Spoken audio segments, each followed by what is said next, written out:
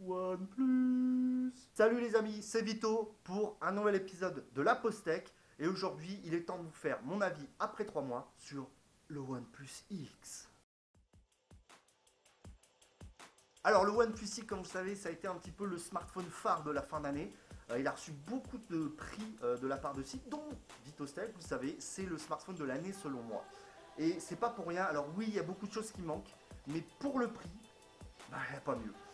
Déjà, on a une qualité, un design absolument magnifique, un smartphone qui possède des finitions superbes. Alors le dos est très glissant, mais globalement on est sur un smartphone qui présente super bien quand on connaît le prix.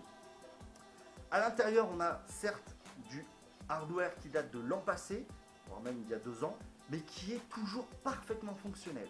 Le petit point négatif vient d'OxygenOS, qui n'est pas encore parfaitement optimisé qui n'est pas parfaitement optimisé. Il y a encore des petits bugs, mais c'est vraiment tout à fait utilisable. Alors après 3 mois, qu'est-ce que j'en pense? Alors déjà, la première chose, c'est le niveau perf. C'est bon, c'est du tout bon, on fait tourner toujours de toute façon tous les jeux. En fait, je vais faire simple. J'ai très peu de choses à lui reprocher, donc je vais plutôt faire ce que je dois lui reprocher. Ce que je dois lui reprocher, voilà, c'est bien ça le problème. On peut lui reprocher de ne pas avoir de NFC. Parce que voilà, mais on est sur un téléphone à 264 euros. On peut lui reprocher une chose, c'est la caméra arrière qui pour moi pour l'instant est très mal branlée.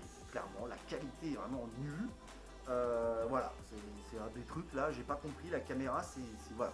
Le petit haut-parleur quand on monte trop dans les aigus, c'est vraiment limité. Niveau software, on a quelques petits bugs.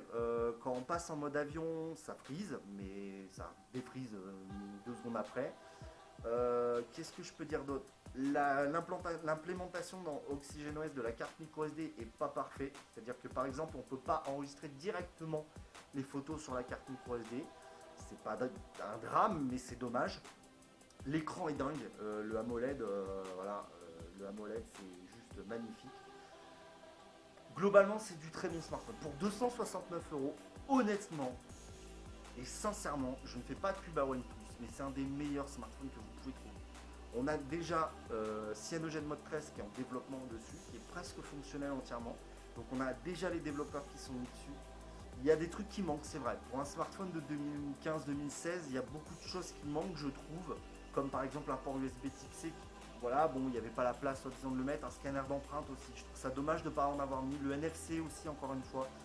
Il y a des choses qui manquent, mais globalement, voilà, c'est un très bon smartphone. Après, il faut aimer le design. C'est vrai, les deux verres empilés sur un contour en alu, c'est dommage.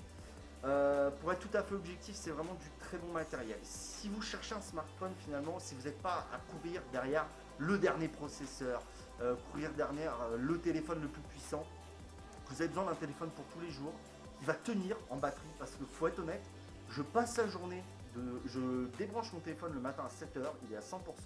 Et à 23h, il me reste 15% et je l'ai utilisé comme un cochon. J'ai quasiment 4 heures de ce qu'on appelle de screen on time, c'est-à-dire d'écran allumé.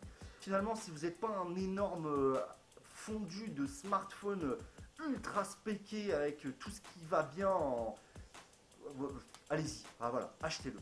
J'ai pas grand-chose à dire de plus.